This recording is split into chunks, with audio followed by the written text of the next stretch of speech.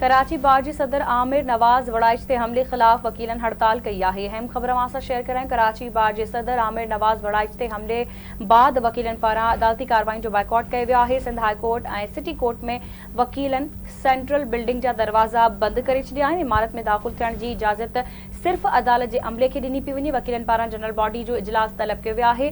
तफ़सील मालूम कंदासीं आवाज़ न्यूज़ रिपोर्टर जुल्फी चांडियो खान। जी जुल्फी। जी कराची बार जे सदर आमिर नवाज वड़ाइच ते हमले खां पोइ जेको आहे सो सिंध हाई कोर्ट ऐं सिटी कोर्ट में वकीलन तरफ़ां हड़ताल जो सॾु ॾिनो वियो आहे। सिंध हाई कोर्ट बार जे तरफ़ां जेको आहे सो कोर्ट जा दरवाज़ा जेके आहिनि उहे बंदि कया विया आहिनि ऐं कंहिंखे बि अंदरि न पियो छॾियो वञे सवाइ वकीलनि जे या कोर्ट जे अमले जे।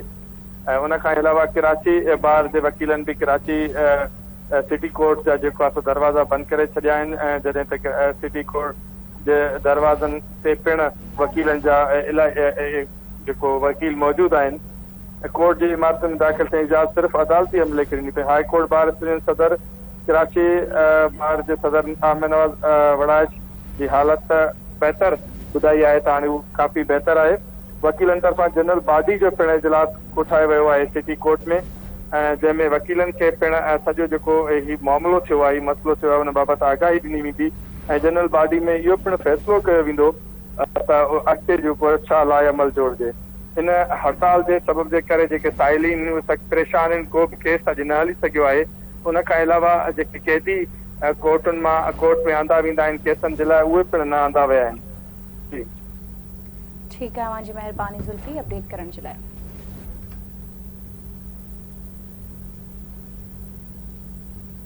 एक बेर बीहर मासा अहम खबर शेयर करें। कराची बार जे सदर आमिर नवाज वड़ाइच ते हमले खिलाफ वकीलन हड़ताल कई है। Sindh high court city court में वकीलन सेंट्रल बिल्डिंग जा दरवाजा बंद करे छड़िया हैं। इमारत में दाखिल थियण जी इजाजत सिर्फ अदालत के अमले के ॾिनी पई वञे। वकीलन पारां जनरल बॉडी जो इजलास तलब कयो वियो है। सिंध हाई कोर्ट बार जा वकील भी शिरकत कंदा। जनरल बॉडी के इजलास में कराची बार जे सदर मथा हमले बाबत आगाही भी ॾिनी वेंदी। कश्मोर सखर ऐं ठटे में विवाह के खिलाफ वकीलन पारां अदालती कार्रवाई जो बाइकॉट कयो वियो। सिंधु दरिया लाइ जान ॾेई छॾंदासीं पर कैनाल कढण न ॾींदासीं, सदर Sindh high court bar Sukkur जो चवण है। तफ़सील मालूम कंदासीं आवाज़ न्यूज़ रिपोर्टर मोरड़ो महर खान। जी मोरड़ो, छा तफ़सील आहिनि, आगाह कजो। जी बिल्कुल, सिंध हाई कोर्ट सखर बार जे तरफां वकील बिरादरी सिंधु दरिया मां केनाल कढण ऐं कराची बार जे सदर ते कातलाने हमले खिलाफ अदालती कार्रवाइन जो बाइकाट किया वियो आहे ऐं सिंध हाई कोर्ट आॾो वकील बिरादरी जे तरफां ऐं डिस्ट्रिक्ट बार जे ॿाहिरां एहतजाजी मुज़ाहरा किया विया आहिनि।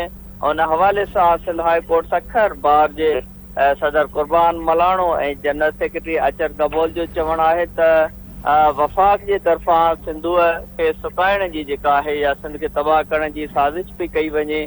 सिंधु दरिया मां 6 जेके केनाल कढिया पिया वञनि।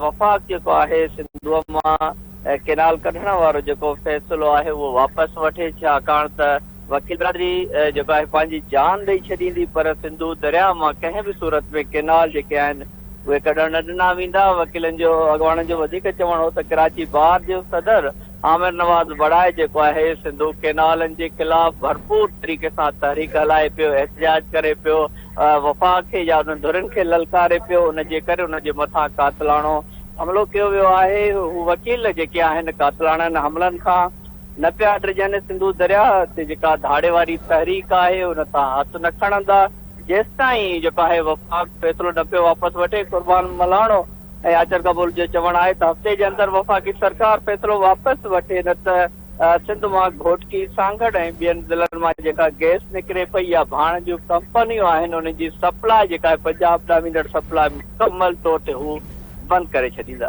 ठीक है, मुंहिंजी मेहरबानी मोरड़ो अपडेट करण जे लाइ।